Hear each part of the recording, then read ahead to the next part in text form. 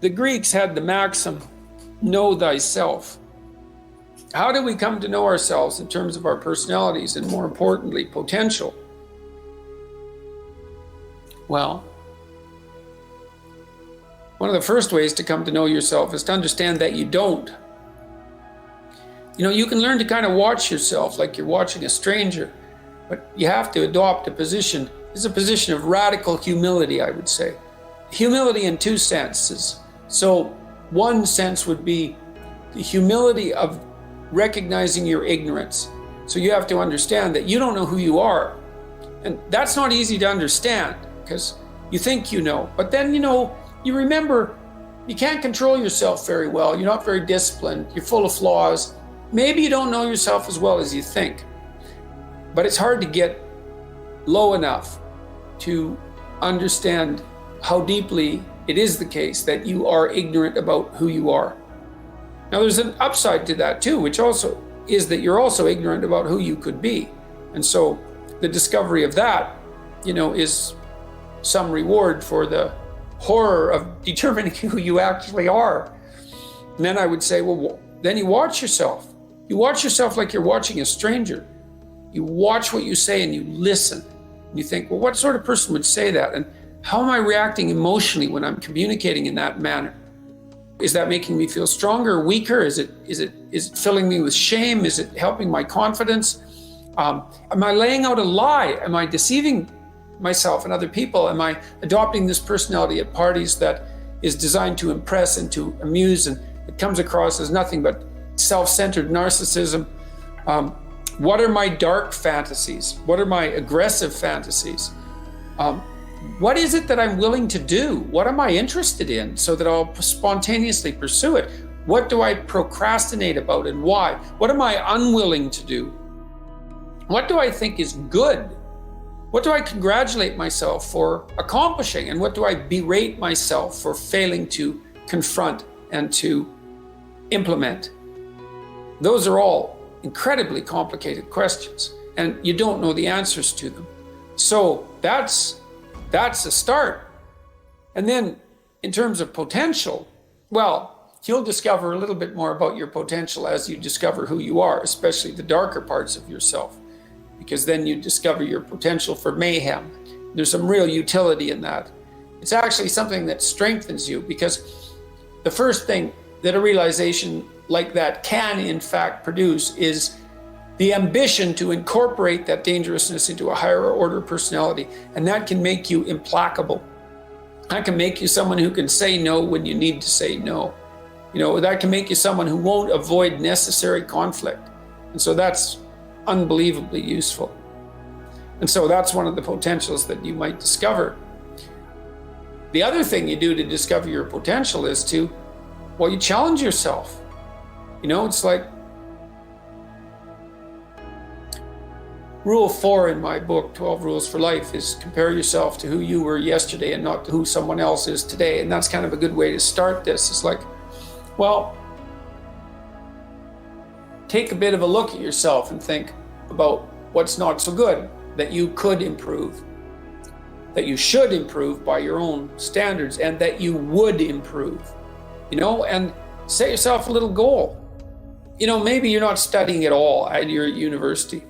Or maybe you're at work and you've got this stack of paper there, and you haven't looked at that damn stack for like a month, and you know that you should be. And you're bothering yourself at night because you're avoiding that. You think, I've avoided that stack of paper completely for 1 month.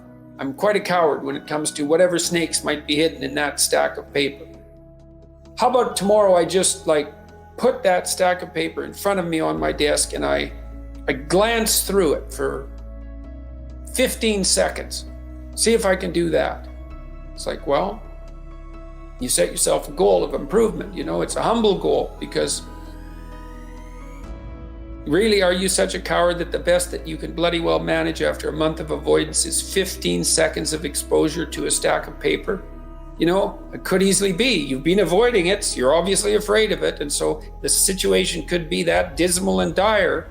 And you might think, it's no balm to my ego. It's not fostering the strength of my ego to recognize in myself someone who could only withstand 15 seconds of exposure to that thing I'm afraid of. And so that's a form of humility too. It's like there's things you could do to improve, and you know what they are. And there's small steps that you could take, that you might take, that would put you in that direction. And then the question is, are you big enough to take those small steps? You know, are you capable of grappling with the fact that you're fundamentally flawed to the point where you have to break things down into almost childlike steps in order to manage them? And the answer to that is, yeah, you are. And that's the lot of, I don't know if it's the lot of everyone. Most people have things they avoid, you know, and they're afraid of. So I would say to some degree, it's the lot of everyone. People vary in the degree to which they've conquered that. And you do meet people from time to time who are extraordinarily disciplined. But most of the time they've got disciplined in exactly this manner. It's through slow incremental improvement. And then you challenge yourself. It's like, well, could I do this? That would be better. Then you find out, and then you think, well, is there something slightly larger and more challenging that I could do that would be better? And you try it and you find out. And as you try it and you find out, generally you get better at it and you can take on larger and larger challenges. You know, you take responsibility for yourself. That's part of standing up straight with your shoulders back. It's like, take on the world, man, but only at the level that you can manage. You know, when you're ignorant and biased and deeply flawed and immature, it's where everyone starts. You don't want to bite off more than you can chew, but it doesn't mean that you can't wrestle with part of reality. You know, some part that's small enough so that you have a good shot at victory.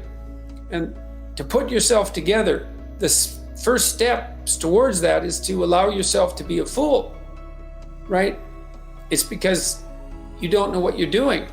You have to admit that. And there's going to be a loss of ego or destruction of ego, arrogant ego that necessarily accompanies that. But you need the loss of that arrogant ego because it's precisely what's interfering with your movement forward. You know, it's part of the adversarial process, mythologically speaking, that stops moral progress. You're too proud of who you think you are to notice what you're like so that you could change properly. You don't want to sacrifice that part of yourself. It's probably associated with some delusion that helps you maintain a positive, although very fragile self-image, you know, in the absence of genuine effort. It's not to be recommended. You know yourself by watching and paying attention. It's watching like you're a snake. A snake watches like cold-bloodedly, with no emotional reaction, just to see what's there. It doesn't allow, symbolically speaking, doesn't allow what is wanted or desired to interfere with what is observed. So you watch yourself like that, as if you don't know who you are.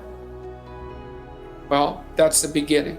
And then you challenge yourself continually to see how far past yesterday you can push today and tomorrow, and to continually experiment with expanding the domains not only of your competence, but of your ability to increase that competence. And the upper limit to that is proportional to the moral effort that you put into it. The more that's guided by the highest of all possible visions, right? The alliance with the highest of all possible conceivable good. And the more it's accompanied by truth in speech and action, the more you will develop your potential. And you also, I suppose, have to be willing to undertake that as an adventure, because it's a hell of a thing to bear that kind of responsibility. It takes a person out of the ordinary. It takes them out of themselves. And there's an alienation and an isolation that goes along with that, and a great sorrow, all of that together. But there's deep meaning to be had in it, and there isn't anything better that you can do. So that's the answer to that question.